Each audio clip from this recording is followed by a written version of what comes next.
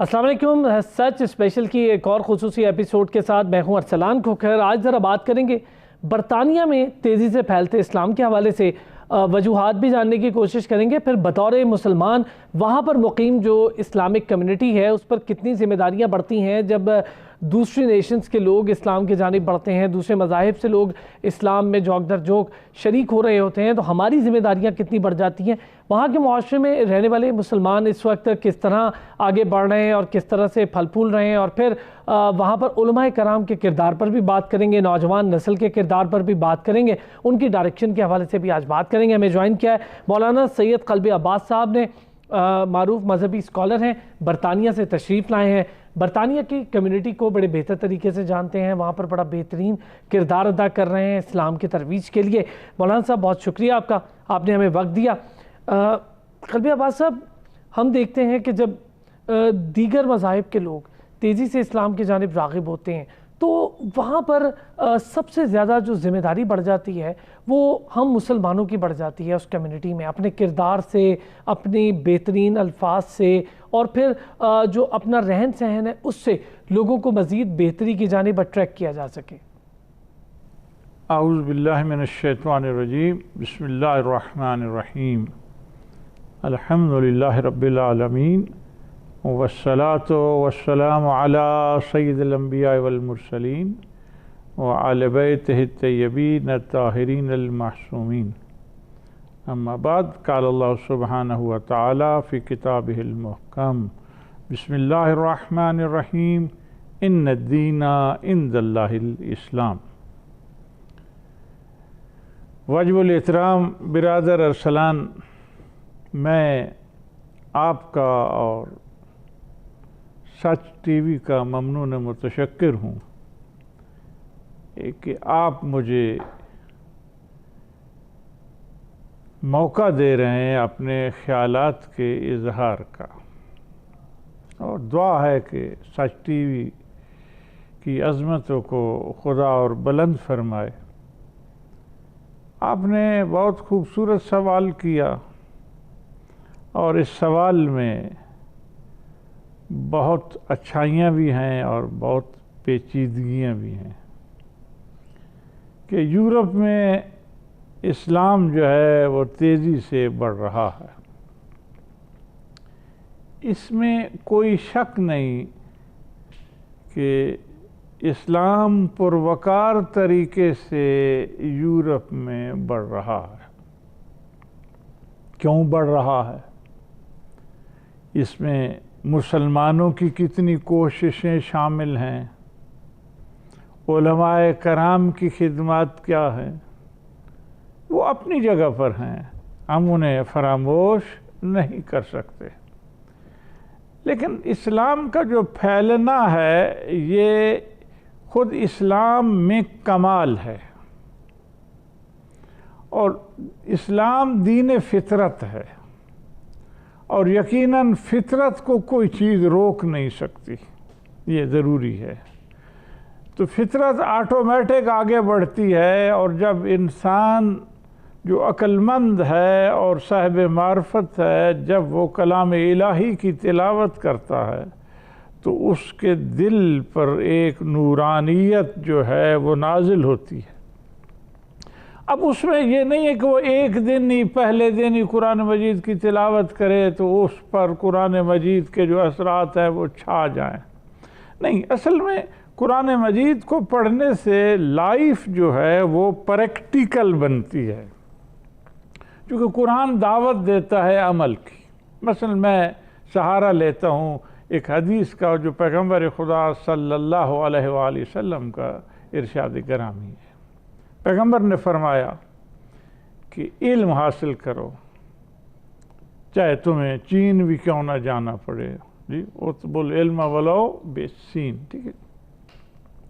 अब रहा यह कि ये नहीं फरमाया जाओ चीन, लेकिन ये फरमाया कि नहीं, पहले इल्म हासिल करो, फिर इल्म को याद रखो। असल ये बात, फिर क्या करना है, इल्म याद भी हो गया, फिर फरमाया कि नहीं उसके मुताबिक अमल करो। अब जब तक इल्म लेंगे नहीं, इल्म को याद नहीं रखेंगे, اس کے مطابق عمل نہیں کریں گے، یہ 3 سٹیج آ گئے؟ نہیں، چوتھے پیغمبر نے فرمایا کہ نہیں، فقط علم کو حاصل کرنا نہیں، فقط علم کو یاد کرنا نہیں، فقط علم کے مطابق عمل کرنا نہیں، چوتھی چیز فرمایا کہ علم کی نشر و اشاعت۔ اصل یہ پوائنٹ کہ آپ نے علم حاصل کیا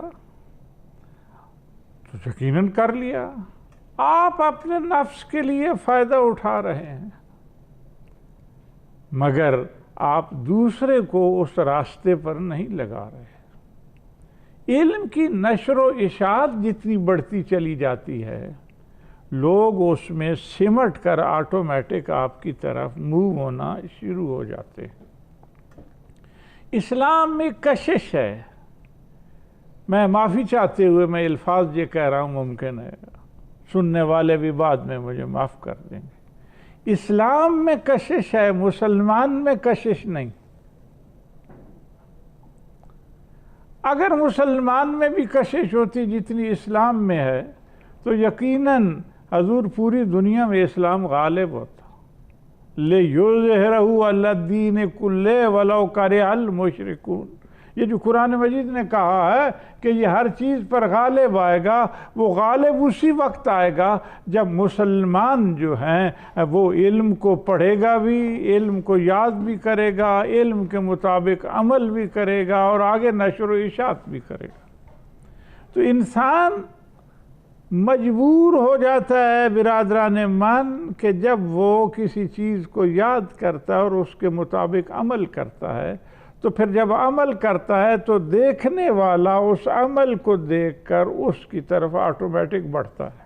مثلا اس کی چھوٹی سی مثال میں دے دوں کہ آپ اپنا ایک گھر بناتے ہیں، خوبصورت گھر، جی انجینئر نے نقشہ بنا دیا، یہ وہ واہ، حالات بھی پیدا ہو گئے، اب گھر بن گیا، تو جو وہ ساتھ والا ہے وہ بھی کوشش کرے گا کہ میرا گھر یا ایسا ہو یا اس سے اعلیٰ ہو۔ تو وہ کیوں کہے گا؟ اس لیے کہ یہ فطرت انسانی ہے کہ جب کسی میں کوئی کمال دیکھتا ہے تو وہ آٹومیٹک کہتا ہے کہ میں بھی ایسا ہو جاؤں۔ تو اب یہ سب چیزیں آگا اسلام کو بڑھانے کے لیے یہ سمجھا جائے کہ اسلام کو میں بڑھا رہا ہوں، نہیں، میں یہ نہیں سمجھتا، اسلام آٹومیٹک بڑھ رہا ہے۔ اچھا مولانا صاحب، آپ نے دین فطرت بہت بہترین بات کہی، کیا یہ بڑی وجہ ہے جو معاشرے ایسے بے راہ و روی کا شکار ہیں؟ جیسے یورپین معاشرے کی ہم بات کریں، وہ نوجوان نسل خود اپنے دین سے بھی دوری اختیار کر چکی ہے، تو کیا ایسے معاشرے میں لوگوں کو بہت زیادہ ضرورت ہے سکون قلب کی بھی اور ذہنی سکون کی بھی اور ایک بہتر ڈائریکشن کی بھی؟ جی یقیناً آپ نے صحیح فرمایا اور بہت اچھا کویسچن ہے۔ یہ یاد رکھے آگا کہ آپ کے پاس دولت بھی ہو، ہیلتھ بھی ہو، گھر بھی ہو، گاڑی بھی ہو، سب کچھ ہو، لیکن سکون نہ ہو تو آپ کیا کریں گے؟ سب سے پہلے سکون حاصل کریں۔ سکون چاہیے، اور اسلام میں سکون ہے، اور اسلام میں سکون اس لیے کہ ہمارا بیلیو، یقین جو ہے وہ ایک ذات الہی پر ہے، اور اس میں سب سے بڑی چیز یہ کہ جب آپ کلام الہی کو پڑھتے ہیں تو اس میں ایک چیز سامنے آتی ہے، 2 حرف ہیں، اِنَّ لِلَّهِ وَإِنَّ إِلَيْهِ راجعون۔ کہاں سے آپ چلے ہیں آقا؟ کہاں پر آپ نے جانا ہے؟ یہ سفر جو ہے آپ کا، یہ بتلائیے کہ یہ ختم ہونے والا ہے۔ یہ یاد رکھیں، آپ گھر سے نکلتے ہیں تو شام کو پھر واپس گھر لوٹتے ہیں۔ کیوں لوٹتے ہیں؟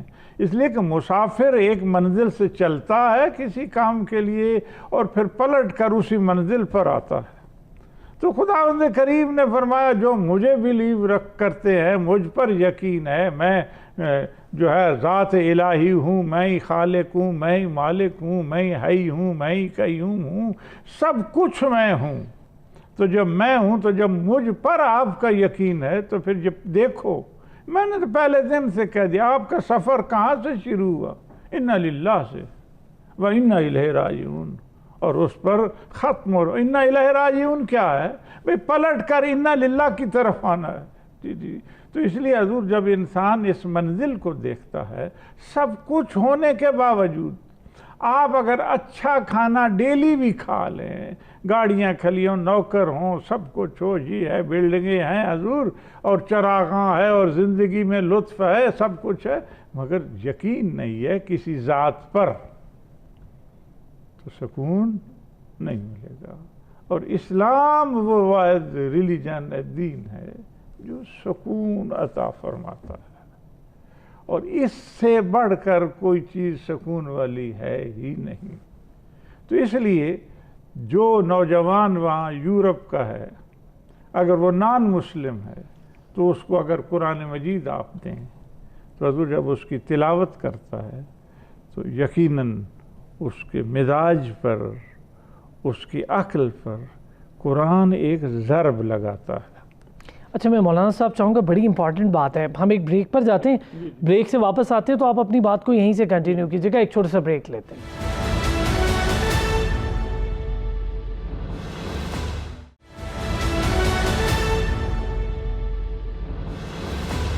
Welcome back. اور بریک پر جانے سے پہلے مولانا سید قلبی عباس صاحب ہمیں کچھ بتا رہے تھے اور بڑی امپورٹنٹ بات کر رہے تھے مولانا صاحب کہ جب آپ قرآن پاک کی تلاوت کریں تو یقینی طور پر آپ پر اس کے اثرات مرتب ہوتے ہیں، آپ کو دل سے سکون میسر آتا ہے، آپ کا ذہنی سکون میسر آتا ہے۔ اور پھر مجھے میرا ایک ذاتی سا خیال ہے، میں آج ذرا مولانا صاحب سے بطور اسٹوڈنٹ بھی یہ جاننا چاہوں گا کہ آپ کے لیے سوچ کے دروازے بھی کھلتے ہیں۔ یقیناً آقا، اصل میں ہم سے کچھ کمزوریاں ہوئی ہیں مسلمانوں سے۔ مسلمانوں نے قرآن مجید کو پڑھا ہے، سمجھا نہیں۔ وَرَتِّلِ الْقُرْآنَ تَرْتِيلًا، ٹھیک ہے جی، قرآن خود کہہ رہا ہے، دنیا میں واحد کہ اگر کسی بک نے یہ نہیں کہا کہ مجھے ٹھہر ٹھہر کے پڑھو۔ یقیناً آپ ماشاءاللہ یونیورسٹی سے فارغ ہوئے ہیں، صاحب علم ہیں سب جی، لیکن کسی بک نے یہ نہیں کہا کہ مجھے ٹھہر ٹھہر کے پڑھو، یہ کہا نہیں۔ کسی بک کا یہ عنوان نہیں ہے کہ آپ جو ہے مجھ پر غور اور فکر کیجیے۔ کلام الہی دونوں چیزیں کہہ رہا ہے کہ مجھے ٹھہر ٹھہر کے پڑھیں، پھر مجھ پر غور و فکر کریں۔ مسلمان نے اس کو زیادہ بطور ثواب پڑھا ہے، بطور فکر نہیں پڑھا۔ اور پھر پریشانی یہ ہوئی کہ کلام مجید تو وَاعْتَصِمُوا بِحَبْلِ اللَّهِ جَمِيعًا کا لیسن دیتا ہے، اور مسلمان جو ہے اس سے الگ ہے۔ تو معلوم یہ ہو برادران ایمان کہ قرآن تو وحدت کا درس دیتا ہے۔ جب وحدت کا درس دیتا ہے تو یقیناً ہمیں سب کو مل کر وحدت کی طرف جانا چاہیے، اور اگر ہم وہاں ایک ہوتے تو یہ جتنی پریشانیاں آج ہیں مسلمانوں کو یہ کبھی نہ آتی۔ اسی سے ایک سوال اور مولانا صاحب، ہم جب اپنے ملک، اپنے معاشرے سے دور ہوتے ہیں، دیار غیر میں ہوتے ہیں، وہاں پر جب ہماری کمیونٹی اکٹھی ہوتی ہے، میں چاہوں گا ذرا اس کا بھی تھوڑا احوال بتائیں ہمیں، وہاں پر ہمیں متحد ہو کر رہنے کی کتنی ضرورت ہوتی ہے، اور دیکھنے والا یقینی طور پر یہ بات سب سے پہلے دیکھتا ہے کہ مسلمان ایک ہیں۔ جی یقیناً یہ فکر ہماری ہے کہ وہ جو ہمارے مد مقابل ہے وہ یہ دیکھتا ہے کہ مسلمان ایک ہیں۔ نہیں، یہ غلط فہمی ہے۔ اس کو معلوم ہے کہ مسلمان ایک نہیں ہیں۔ میں معافی چاہتے ہوئے کہ بات جو ہے وہ، ان کو معلوم ہے کہ وہ مسلمان ایک نہیں ہیں۔ جب ایک ہوں تو 53 کنٹری ہیں مسلمانوں کی، ہے نا، اس میں کوئی شک نہیں ہے۔ اب آپ پیغمبر خدا صلی اللہ علیہ وآلہ وسلم کی ذات گرامی جب مدینہ میں گئی تو سب سے پہلے جب ان کو وہاں ایک مملکت تشکیل دے دی تو وہ مملکت کیوں غالب آئی، کیوں آگے بڑھی؟ کہ مسلمان متفق تھا، متحد تھا، ٹھیک ہے جی۔ اب اس کے بعد خلافت کا دور آیا، مسلمان متحد تھا۔ اب اس کے بعد آپ کے پاس 53 کنٹری ہیں۔ یہ بات بڑی نازک ہے جو میں عرض کر رہا ہوں۔ اب حضور سب سے پہلے آپ جب کسی جگہ جائیں گے اور آپ فوراً کہیں گے کہ محترم ہم اس لیے کچھ نہیں کر سکتے کہ ہمارا مکان نہیں ہے،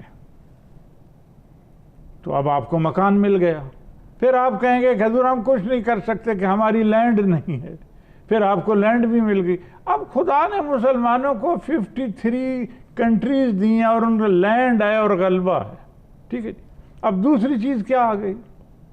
دوسری چیز آ گئی کہ آپ کے پاس دولت نہیں ہے. جی بھئی دولت ہے. اب جتنی اب مسلمانوں کے پاس دولت ہے میرا خیال ہے کہ دوسروں کے پاس نہیں. اور پورا یورپ یہ مسلمانوں کی دولت پر زندہ ہے. جتنے بھی خزانے ہیں، تیل کے چشمے ہیں، وہ دولت کدھر پڑی ہے؟ ان ملکوں میں تو غربت ہے. افریقہ میں جائیں پانی تک لوگوں کو پانی پینے کے لیے نہیں ملتا. یہاں جائے کتنی غربت ہے نا آگا؟ اس میں انکار ہے نہیں ہے. تو جب نہیں ہے تو معلوم یہ ہے کہ دولت ہماری کدھر جا رہی ہے. تو ظاہر ہے کہ کہیں تو ہے نا. تو ظاہر ہے کہ عقل مند جو لوگ ہیں وہ ہماری دولت کو استعمال کر کے ان کی زندگی بلند ہے، ہماری پست ہے. تو معلوم ہے کہ آپ کے پاس لینڈ بھی ہے، آپ کے پاس دولت بھی ہے. اب آپ کہیں جی نالج نہیں ہے. نہیں، نالج بھی مسلمان کے پاس ہے. ماشاءاللہ بڑے بڑے ماہر لوگ ہیں، بڑے بڑے سکالر ہیں، سائنسدان ہیں، عمدہ ان کی زندگی ہے، ریسرچ ہے، سب کچھ ہے آگا. اس کے باوجود کامیاب کیوں نہیں؟ اب آپ کہیں گے نہیں حضور ہم کامیاب، کہاں کامیاب ہیں؟ پھر بات جو ہے وہ تھوڑی سی آگے بڑھ جائے گی کہ نہیں کہاں کامیاب ہے. اب اس وقت عزیز من بتلائیے کہ سب سے زیادہ کس کو مار پڑ رہی ہے؟ بالکل ٹھیک کہہ رہے ہیں. مسلمان بہت زیادہ مشکلات کا شکار ہیں، چاہے آپ کہیں پر بھی دیکھ لیں، فلسطین دیکھ لیں، کشمیر دیکھ لیں، اور بہت ساری جگہ، شام دیکھ لیں، اور بہت سارے حالات ہیں. اس کی بڑی وجہ آپ کی نظر میں متحد نہ ہو. یمن دیکھ لیں. بالکل ایسا ہی. تو اب مسلمان لڑ رہا ہے. اب یمن دیکھ لیں. یمن کون ہے؟ لا الہ الا اللہ محمد رسول اللہ پڑھنے والے. اچھا یہی بات اگر میں آپ سے اب یہ جاننا چاہوں کہ اس کے لیے برطانیہ میں کیا سمجھتے ہیں کہ جو ہماری نوجوان نسل ہے، جو ہماری مسلم کمیونٹی کی نوجوان نسل ہے، اس کے لیے وہ رول کیا پلے کر رہی ہے؟ اس کے لیے اس کے جو بڑے ہیں، جو بزرگ ہیں، وہ کیا رول پلے کر رہے ہیں؟ کیونکہ یہ ایک بڑا امپورٹنٹ بات ہے کہ جب آپ کسی اور معاشرے میں پنپ رہے ہوتے ہیں تو میں نے جیسا کہ کہا کہ وہاں ذمہ داریاں بھی بڑھتی ہیں، وہاں اپنا رول بھی بہت زیادہ بڑھانا پڑتا ہے. جو ایک طبقہ ہے خاص جو شعور رکھتا ہے وہ تو یہی کہتا ہے کہ مسلمانوں کو ایک ہونا چاہیے، اس کے علاوہ چارہ ہی نہیں. اور ایک اس لیے نہیں ہونا کہ ہم نے لڑنا ہے، یہ بھی ایک رنگ یہ سلسلہ ہے. نہیں، ایک مسلمان ہو جائے تو اس سے یہ مقصد نہیں ہے کہ مسلمان نے لڑنا ہے یا جنگ کرنی ہے. اس کا مطلب ترقی ہے، بہتری ہے، معاشروں کو اور خوبصورت اور بہتر بنا سکتے. تو اس سے مطلب یونٹی جو ہے یہ ایک ایسی چیز ہے کہ اس میں لطف ہے، اس میں کامیابی ہے، اس میں علم زیادہ بڑھتا ہے، اس میں رزق کی وسعت ہوتی ہے، اس میں عقل کو آزادی ملتی ہے، اس میں ایک دوسرے کے ساتھ بیٹھنے سے ایک دوسرے کو سمجھنے کا موقع ملتا ہے. اس سے اخوت بڑھتی ہے، محبت بڑھتی ہے. مولانا صاحب کیا برطانوی معاشرے میں جو نوجوان نسل ہے، جو باتیں میں آپ سے سیکھ رہا ہوں، کیا وہ بھی یہ چیزیں سیکھ رہی ہے؟ یقیناً وہ اس معاملے میں چاہتے ہیں کہ ہم آگے بڑھیں. اصل میں کچھ لوگ ایسے ہیں ہر جگہ پر کہ جو اس قسم کی فضا پیدا کر دیتے ہیں کہ سوسائٹی کو لڑا دیا، سوسائٹی میں ایسے جرثومیں چھوڑ دیے کہ اس سے پھر اسی پر کیل و کال چلتی رہتی ہے، سوچنے کا اور موقع ہی نہیں ملتا. سمجھیے بات. تو اس لحاظ سے ہمیں سوچنا بھی پڑے گا، اور نوجوان نسل ماشاءاللہ وہاں سوچ بھی رہی ہے، اور اس سے ایک عمدگی ہے کہ مگر اگر سب مل کر بیٹھتے ہیں وہاں تو ان کا منشا یہی ہوتا ہے کہ ہمارا اتحاد ہو، پیار ہو، محبت ہو، ہم علم کو سیکھیں، آگے بڑھائیں. جی یہ چیزیں وہاں ہیں محترم، اور اس میں بڑی پذیرائی مل رہی ہے. علماء کا رول بھی ہے، علماء اہل سنت کا رول بھی ہے، علماء اہل تشیع کا رول بھی ہے، جو یعنی ایک وہ عالم جو اتحاد بین المسلمین کے داعی ہیں، یقیناً ان کی یہ فکر رہتی ہے، اور جب رہتی ہے تو وہ کامیابی کی طرف بھی جا رہے ہیں. جی مثلا کہ ہر جگہ یہ ایک سلسلہ ہے، لیکن کچھ رکاوٹیں، کچھ لوگ ایسے بھی ہوتے ہیں کہ جو رکاوٹیں کھڑے کر دیتے ہیں، تو اس پر ٹائم ضائع ہوتا ہے، ٹائم ویسٹ ہوتا ہے. تو اس پر ایک ہے تھنکنگ وہاں، اور یقیناً اچھے لوگ بھی ہیں. اب میرے خیال میں حضور کہ جتنا وہاں قرآن پر کام ہو، نوجوان بنسبت مجھ سے قرآن سنیں، آپ سے سنیں، کسی اور سے سنیں، اگر وہ خود اس کی تلاوت کرے، خود اس کی میننگ جو ہیں قرآن کے ان پر تھنکنگ کرے، تو یقیناً وہ حوصلہ افزا بھی ہے اور کامیابی بھی ہے، اور اس میں مسلمان کی بہتری بھی ہے. تو آپ سمجھتے ہیں کہ وہاں پر نوجوان نسل جو ہے وہ دین کی طرف آگے بھی بڑھ رہی ہے، دین سمجھنے کی کوشش بھی کر رہی ہے؟ یقیناً ایسے لوگ ہیں ہاں کہ وہ بالکل یعنی قرآن مجید کے مطابق زندگی گزارنا چاہتے ہیں. وہ یہی سمجھتے کہ حلال محمد حلال الی یوم القیامہ، حرام محمد حرام الی یوم القیامہ. وہ حرام سے بچتے ہیں، حلال کی طرف بڑھتے ہیں. جی اور اس میں وہ کامیاب بھی ہیں. جی مولانا صاحب ایک چھوٹا سا بریک لوں گا. مولانا سید قلبی عباس صاحب ہمارے ساتھ موجود ہیں. بریک سے واپس آئیں گے تو اب علماء کرام کے کردار پہ ذرا بات کروں گا. برطانیہ بھر میں علماء کرام کا کردار کیا ہے، نوجوان نسل برطانیہ کے معاشرے میں اپنا کردار کیسے ادا کر رہی ہے، اور پھر وہ جو کردار ادا کر رہے ہیں کیا اس کردار کی جو معاملات بہتر والے معاملات ہیں وہ لوگوں تک پہنچ بھی رہے ہیں، اس کے اثرات بھی مل رہے ہیں یا نہیں مل رہے. اس پر بھی بات کرتے ہیں ایک بریک کے بعد.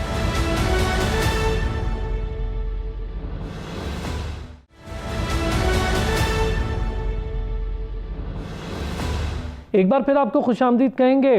مولانا سید قلبی عباس صاحب ہمارے ساتھ موجود ہیں، برطانیہ سے تشریف لائے ہیں، اسکالر ہیں.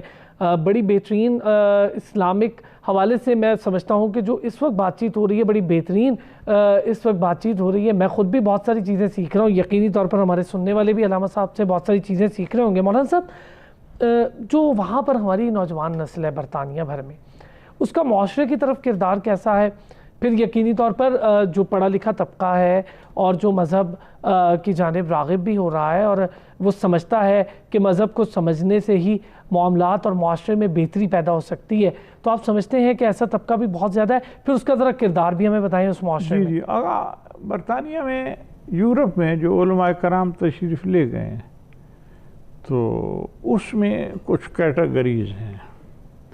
کچھ علماء کرام کے تو ایسے ہیں حالات کے مثلا کہ وہ افضل لوگ ہیں، اچھے لوگ ہیں، وہ چاہتے ہیں کہ یہاں کردار کی صورت میں اسلام کو آگے بڑھایا جائے. اصل تو سیرت ہے، تو یقیناً وہ کامیاب ہیں، چاہے اس میں علماء اہل تشیع ہیں اور چاہے علماء اہل تسنن ہیں. یقیناً ان کا ایک کردار ہے اور اس میں وہ خوبصورتی سے آگے بھی بڑھ رہے ہیں. اب جو ان کے قریب لوگ ہیں یقیناً وہ اچھائی کی طرف ہے. پھر ایک ایسا طبقہ بھی ہے کہ مثلا ہم جب وہاں گئے تو ہمیں سب سے بہتر یہی تھا کہ ہم سب کے سامنے ایک صورت میں ظاہر ہوتے. جب ایک صورت میں ظاہر ہوتے تو اس میں یہ ہوتا ہے کہ اپنی کمیونٹی جو ہے مسلمان طبقہ نوجوان، ایک تو وہ ہمارے نزدیک زیادہ آتا. دوسرا رہا ہے کہ جو نان مسلم ہے وہ ہماری سیرت کو دیکھ کر اور ہمارے قریب آتا. تو سب سے بڑی چیز حضور یہ یاد رکھیں کہ پیغمبر خدا صلی اللہ علیہ وآلہ وسلم جب تشریف لائے وہ نبی تو تھے. ان نبی نبی ولو کان صبیا، نبی ہوتا ہے چاہے وہ بچہ ہی کیوں نہ ہو، ماں کے شکم میں کیوں نہ ہو، نبی ہوتا ہے. ہمارا یہ عقیدہ ایمان ہے. تو پیغمبر نے 40 سال تک تو نبی تھے مگر 40 سال سیرت کا کلمہ پڑھوایا. 40 سال کے بعد نبوت کے اعلان کیا. تو پھر ظاہر کو ان کی سیرت جب سامنے آئی تو حضور کوئی آدمی جاتا وہ اس کی نگاہ جو ہے وہ پیغمبر کے سامنے ٹک نہیں سکی. تو یہی کہا اگر میں کہہ دوں اس پہاڑ کے پیچھے کوئی لشکر آ رہا ہے تو کہ آپ مان جائیں گے؟ تو سب نے کہا کہ عبداللہ کے یتیم، ہم نے آپ کی زبان سے کبھی جھوٹ نہیں سنا. تو اصل یاد رکھیں محترم کہ آپ گھر میں ہیں اور بڑے ہیں تو آپ کے بچے ارد گرد ہیں، ان کی نگاہ آپ کی سیرت پر ہی ہوگی. اچھا علامہ صاحب، میں یہ آپ سے اب آپ نے بات کر دی سیرت کے حوالے سے بھی، پھر اپنے عمل کے حوالے سے بھی. وہاں پر جو کردار علماء کرام اس وقت ادا کر رہے ہیں، آپ سمجھتے ہیں اس کو مزید آگے بڑھانے کی بھی ضرورت ہے؟ تو اس کی وجہ سے علماء میں جتنی یونٹی ہو، جتنا پیار ہو، جتنا وہ قرآن کی بات کریں، جتنا وہ حضور علم کی بات کریں، تو اس سے سوسائٹی اور آگے بڑھے گی، کامیابی ہوگی، اور لوگ جو ہیں وہ ایک دوسرے کا سہارا بنیں گے۔ اب یہ بھی میں عرض کر دوں کہ جب کسی مسلمان پر حملہ ہوتا ہے تو وہ کبھی نہیں دیکھتے کہ یہ شیعہ ہے، یہ سنی ہے، وہ اگر یہ مسلمان ہے۔ تو جب مسلمان ہے تو مسلمان کو ایک ہونا چاہیے، اور یقیناً آگا فقط وہاں نہیں، میں یہ سمجھتا ہوں کہ یورپ کا ماحول یہاں سے بہتر ہے۔ آپ کہیں گے کیسے؟ حضور وہاں آپ کو مذہب کی آزادی ہے، اہل سنت کو آزادی ہے، شیعہ کو آزادی ہے، ہر مذہب کو آزادی ہے، کوئی اس میں کوئی ایسا لڑائی جھگڑا نہیں ہے، آپ اپنے گھر میں جو کام کرے دوسرا اپنے گھر میں کرے، سمجھیے بات؟ تو وہاں مقصد یہ ہے کہ مواقع زیادہ ہے ہمیں کام کرنے کے، کیونکہ وہاں آزادی ہے۔ مولانا صاحب، انصاف پر مبنی معاشرے جو ہوتے ہیں، جہاں پر انصاف کا بول بالا ہو، میرا خیال ہے ان معاشروں میں زیادہ بہتر طریقے سے آپ اپنی ترویج کا کام بھی کر سکتے ہیں۔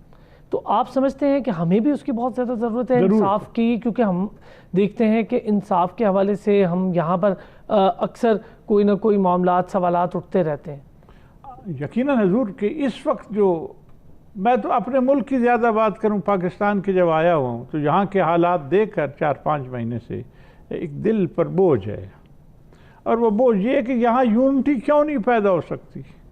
کچھ شرپسند لوگ ہر فرقے میں ایسے پیدا ہو جاتے ہیں کہ حضور وہ لڑائی پیدا کر دیتے ہیں، جھگڑا پیدا کر دیتے ہیں، اور مذہب کے نام پر ایک دوسرے کو اکسایا جاتا ہے۔ اب وہ وقت نہیں ہے، ہمارا دین ایک ہے، اسلام ایک ہے، قرآن ایک ہے، نبی ایک ہے، مرنا ایک ہے، جینا ایک ہے، بات سمجھے، کعبہ ایک ہے، سب چیزیں ایک ہیں۔ جب سب چیزیں ایک ہیں تو یقیناً ہمیں مل کے چلنا چاہیے، ایک دوسرے کا احترام کرنا چاہیے، ایک دوسرے کی دل آزاری نہیں کرنی چاہیے۔ چاہے میں کروں میں غلط ہوں، بات ختم ہوگی، کوئی دوسرا کرے دوسرا غلط ہے، تو اس پر طیش نہیں آنا چاہیے۔ دیکھنا یہ چاہیے کہ جو دل آزاری کر رہا ہے، مطلب ایک آدمی اگر واحد دل آزاری کر رہا ہے تو اس کے خلاف ایکشن لے حکومت ایکشن لینے میں کمزور ہے۔ آپ سمجھتے ہیں کہ جہاں پر حکومتی ریٹ موجود ہو، قانون کی بالادستی ہو، وہ معاشرے زیادہ بہتر طریقے سے آگے بڑھتے ہیں؟ کیونکہ یہاں نہ ریٹ ہے، نہ حکومت چاہتی ہے کہ یہ معاملات سلجھیں، یہ ٹھیک ہوں، تو اس لیے پرابلم کھڑی ہو جاتی ہیں، اور اس میں کچھ تو خون ہوتا ہے، بے گناہ آدمی مارے جاتے ہیں۔ آغا دیکھو نا، آغا ایک آدمی بے گناہ ہے، اس کو علم ہی نہیں ہے، آپ اس پر ٹوٹ پڑتے ہیں، آپ بم پھوڑتے ہیں، آپ یہ کرتے ہیں وہ کرتے ہیں۔ میں پوچھتا ہوں کیا اللہ تعالیٰ یہی حکم دیتا ہے؟ لا الہ الا اللہ محمد رسول اللہ پڑھنے کے بعد بھی ہمیں اتنا علم نہیں کہ ہم بے گناہ آدمی کو مار رہے ہیں، تو کتنی بڑی مصیبت ہے۔ تو یہ کس کے منافی ہے؟ اسلام کے بھائی، قرآن کے بھائی، نبی کے فرمان کے منافی۔ آپ نے جو تعلیمات نبی کی بات کی، نبی کریم صلی اللہ علیہ وسلم کی تو تعلیمات امن پر مبنی، اور دنیا بھر اب یہ ماننے پر مجبور ہے کہ اسلام امن کا دین ہے، اور اسلام میں سب سے زیادہ امن پر زور دیا گیا ہے۔ تو سر، کیا ہم اس وقت جو ہمارا اپنا معاشرہ ہو، برطانوی معاشرہ ہو، جو نبی کریم کے احکامات کی روشنی ہے، اس کے لیے آپ سمجھتے ہیں مزید کام کرنے کی ضرورت ہے ہمیں کہ لوگوں تک یہ پیغام پہنچایا جائے؟ یقیناً آگا، اور اس پر میں کہتا ہوں کہ بہت زیادہ کام کرنے کی ضرورت ہے کہ رسول کی سیرت جو ہے وہ لوگوں کو بتانی چاہیے، پھر رسول کی سیرت کے مطابق ہمیں عمل کرنے کی خود بھی کوشش کرنی چاہیے، ہمارا میڈیا بھی کوشش کرے، ہماری حکومت بھی کوشش کرے، ہماری عدلیہ بھی کوشش کرے، ہمارے ورکر بھی کوشش کریں، تو حضور اس وقت جو ہے معاشرہ سدھر سکتا ہے۔ اب رہا یہ کہ آپ صبح شام جب ایک دوسرے کے خلاف باتیں کریں گے آگا تو سوسائٹی نہیں سدھر سکتی۔ عمل کا کتنا زیادہ رول ہوتا ہے؟ آپ نے نشر و اشاعت کی بات کی، تو اسلام کی نشر و اشاعت کے لیے ہمیں اپنی بات کر رہا ہوں، ہمارے اپنے عمل کیسے ہوں اور ظاہر ہے کہ آپ جب دوسرے معاشرے میں ہوں گے تو آپ بات سے زیادہ اپنے عمل سے سمجھا سکتے ہیں۔ دیکھو نا آگا، اس پر تو قرآن نے وضاحت کر دی، میرا کیا بیان ہے یا میری کیا بسات۔ بسم اللہ الرحمن الرحیم، والعصر ان الانسان لفی خسر، جی قسم عصر کی کہ انسان گھاٹے میں۔ اب انسان کی بات کی ہے، پورے ہیومن کی بات کی ہے بھئی، مسلمان کی بات نہیں کی۔ والعصر ان الانسان لفی خسر الا الذین آمنوا وعملوا الصالحات، کامیاب وہ ہوگا حضور کہ جس نے ایمان لایا اور ایمان کے بعد عمل صالح کیا۔ عمل کی بات بھی نہیں ہے، عمل صالح کی بات۔ معلوم ہے عمل دو قسم کے ہیں، خداوند کریم سمجھا رہا ہے بندے کو۔ ایک عمل ہے، عام عمل ہے جی، بھلا وہ سوسائٹی اس کو اچھا سمجھے، مگر عمل وہ ہے جس کو اللہ اچھا سمجھے، اللہ کے رسول اچھا سمجھے۔ ظاہر ہے جس کو اللہ اور اللہ کے رسول اچھا سمجھے گا وہی انسان کے لیے بہتری ہے۔ سمجھیے بات، مثلا ایک آدمی ہے جی ڈرگ ہی بیچ رہا ہے، میں مثال دے رہا ہوں، معافی چاہتا ہوں، اب اس پر کروڑوں روپے کما رہا ہے، اب وہی کروڑوں روپے وہ غربا پر صرف کر رہا ہے، اور اس کو کوئی فائدہ نہیں، اس کو کوئی اثر نہیں ہوگا۔ اس لیے ایک وہ چیز ہی جو کر رہا ہے، عمل ہی کر رہا ہے، وہ عمل صالح نہیں ہے۔